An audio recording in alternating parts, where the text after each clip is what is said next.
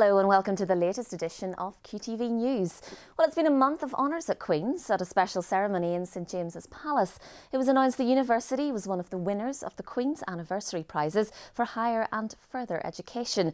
The award will be presented by Her Majesty the Queen in February.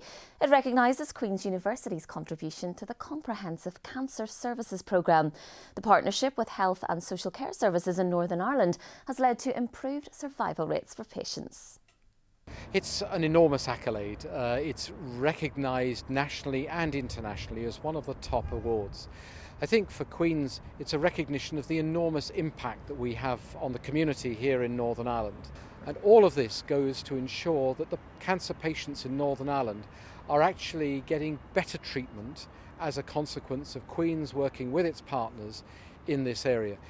And David Gibson, a Senior Teaching Fellow in the Queen's University Management School, has received the Most Innovative Teacher of the Year title at the Times Higher Education Awards ceremony in London. The award recognises academics who transform courses and inspire students. It really meant a lot to win Most Innovative Teacher in the UK for any subject, which really proves that Queen's and myself were very strong in teaching and learning. It means that Queen's are recognised not only for research and the rigour of our work, but for our really innovative teaching and learning, for making a difference with students to make them more employable and enterprising. And it's been recognised internationally, not only in Europe, but China and India and indeed throughout the world. And the entrepreneurial theme continues with Queen's student Owen McMeil. The second-year engineering student has won the first ever Queen's University Apprentice Competition. It's organised by the Students' Union. His business ideas struck the right note with the judges.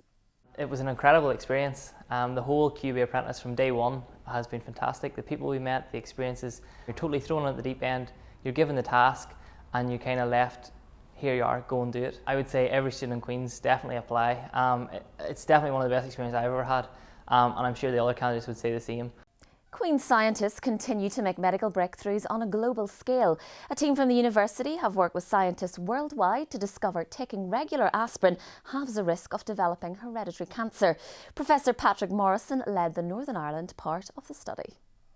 What we did for 5 years between 1999 and 2004 is give them aspirin or dummy tablets, and we found in the patients, once we double-blinded and unblinded the study, was that the patients who had the aspirin had a 60% reduction in their bowel cancers. Staff and students have taken part in Queen's second annual Green Week. The successful campaign raises awareness of environmental issues and encourages carbon emission reduction. Telling us more is Estate's Sarah Lynch. Today we have the Department of Environment's demonstration unit here to show staff how they can reduce portion sizes and reduce waste to landfill from food. Tomorrow we have some sustainable travel initiatives happening. We have a range of activities happening at our Elms Village. The whole aim is really to raise awareness on the various things you can do to reduce your environmental impact and become more low carbon. And finally, 19 schools from across Northern Ireland have taken part in the world's biggest robot building challenge. The first Lego League was brought here by a partnership involving Queen's Widening Participation Unit. Pupils had to design, build and programme a robot. The challenge aims to inspire the next generation of inventors. Well, that's everything for this edition of QTV News, but looking ahead to next month, we have a special report on winter graduations. But until then, from me, Jane Veitch, goodbye.